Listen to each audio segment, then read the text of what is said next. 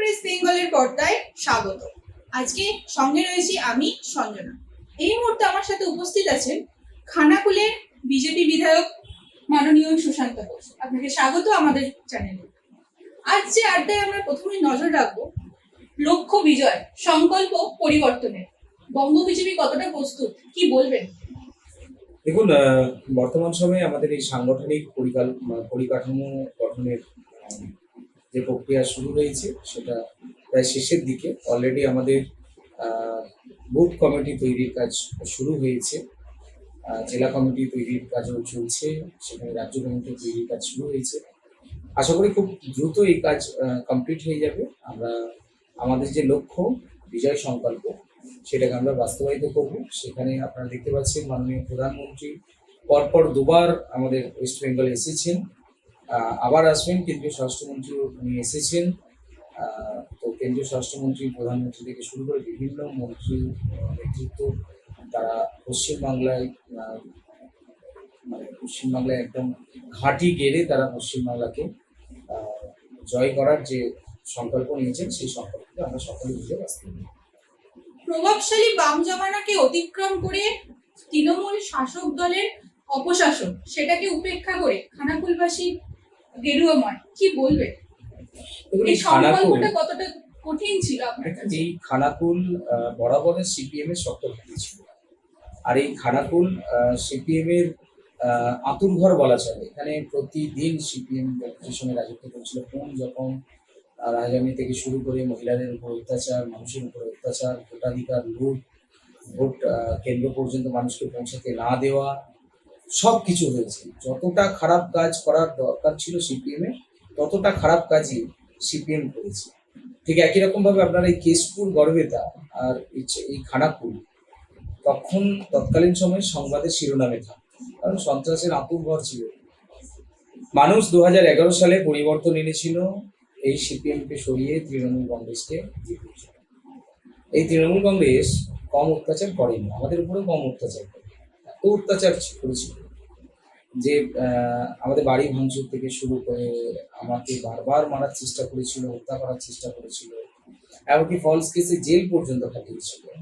তো আমরা সংকল্প নিয়েছিলাম, এখানে যুব সমাজ, খানাকুলের যুব সমাজ, আমরা সকলে মিলে সংকল্প নিয়েছিলাম এই তৃণমূলকে আমরা উৎখাত করে করবো। কারণ এই সিপিএম ছেড়ে যাওয়ার পর এখানে তৃণমূল কংগ্রেস আসার পর একই রকমভাবে ভোট না করতে দেওয়া, মানুষকে ভোট কেন্দ্র পর্যন্ত না পৌঁছাতে দেওয়া, ভোটাধিকার লুট করা, পঞ্চায়েত নির্বাচন না করাতে দেওয়া। দীর্ঘ 25 বছর পর এবারে আমরা পঞ্চায়েত নির্বাচন করেছি।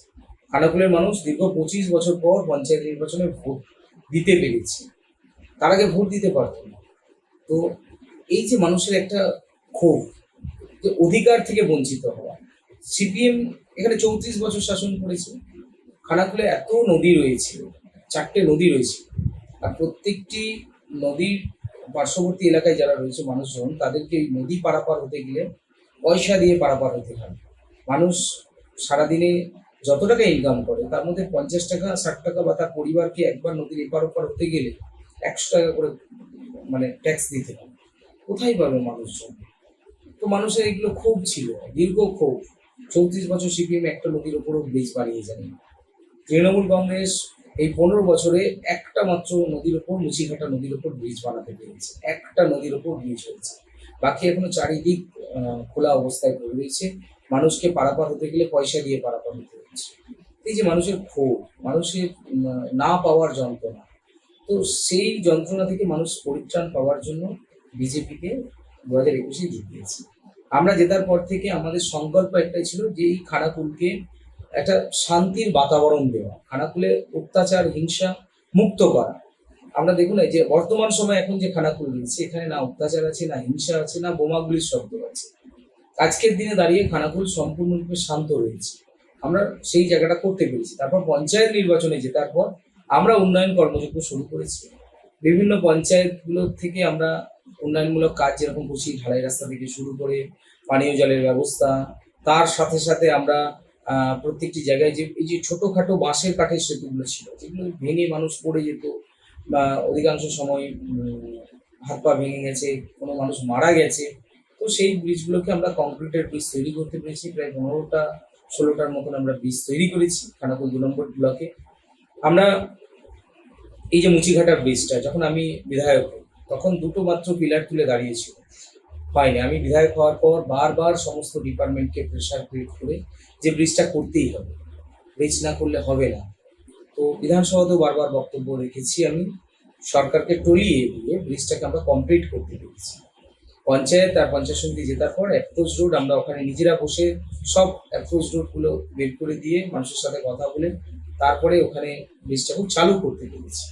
তো আমরা করেছি, আমরা করছি। আমাদের তো, আমরা বিরোধী দল, আমাদের অনেক বাধা আছে, অনেক সমস্যা আছে, আমাদের এখানে কাজের ক্ষেত্রেও অনেক সমস্যা আছে। গত বছর বন্যা হয়েছে, কেন্দ্রীয় সরকার 468 কোটি টাকার একটা ফান্ড দিয়েছিল, রাস্তাঘাট মেরামত থেকে শুরু করে এখানে মানুষদেরকে রিলিফ ফান্ড থেকে শুরু করে যাদের ঘর বাড়িগুলো আংশিক ক্ষতিগ্রস্ত হয়েছে তাদেরকে টাকা দেওয়ার জন্য একটা টাকাও দেওয়া হয়নি। একটা ঢালাই রাস্তার জন্য টাকা দিয়ে, রাস্তাগুলো ভেঙে গেছে, নষ্ট হয়ে গেছে, একটা টাকাও রাজ্য সরকার বরাদ্দ করে। তো এই বছর আবার বন্যা হয়েছে, আবার নেওয়া হয়েছে, লিস্ট নেওয়া হয়েছে, আবার চাওয়া হয়েছে, আমরা লিস্ট পাঠিয়েছি, কিন্তু এবছরও পাবো কিনা তার কোনো গ্যারান্টি নেই, কারণ এই সরকার লুটতে ব্যস্ত। তাই মানুষ এই তৃণমূল কংগ্রেসকে সরিয়ে বিজেপিকে এনেছে, যে বিজেপি সুশাসন প্রতিষ্ঠা করতে পারে। তো আমরা চেষ্টা করছি সুশাসন প্রতিষ্ঠা করার জন্য।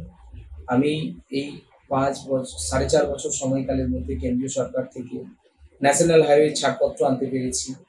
আমরা এখানে নদীর তীরবর্তী গার্ডওয়ালগুলো ঠিক করার জন্য রাজ্য সরকারের প্রেশার ক্রিয়েট করে কমসে কম ইরিগেশন ডিপার্টমেন্ট থেকে যাতে কাজটা ঠিক হয় সেটাও অনেকটা চেষ্টা চালাচ্ছি। তো সেটা সম্ভব নয় এই সরকার থাকার সময়, কারণ এই সরকার কাজ করতে চায় না।